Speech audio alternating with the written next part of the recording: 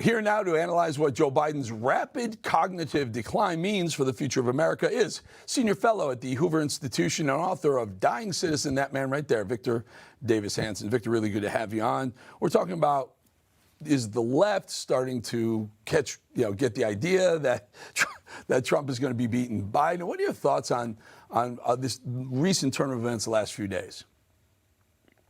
It's hard to know. There's two takes on this strange Clint Eastwood-like braggadocio from Biden that he wants to debate. It's either that he was put up to it as a final test, that he either does well, and if he does poorly, then the donor class has some time to adjust.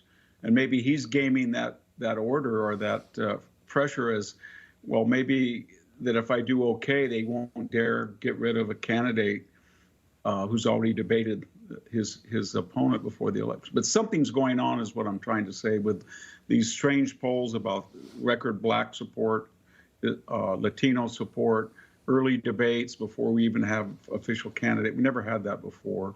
And then, of course, these trials that they're just bewildered that the more and more that they insist that Trump is going down, the more his polls go up.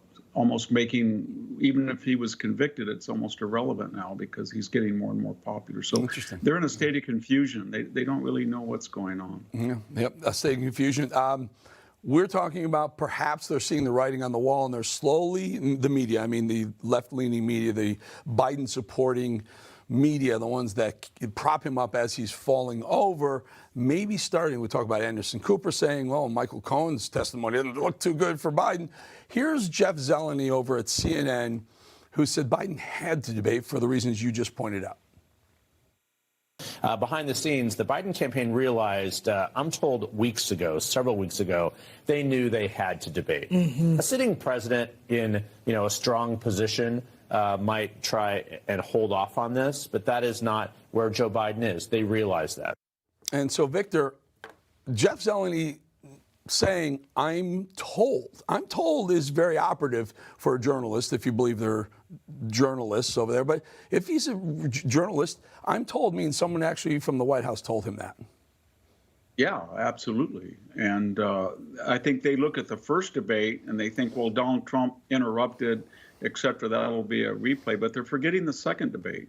I know that 60 million people had voted, but Donald Trump had all the facts the second debate. It was a completely different performance. And I think he'll resemble more the second debate.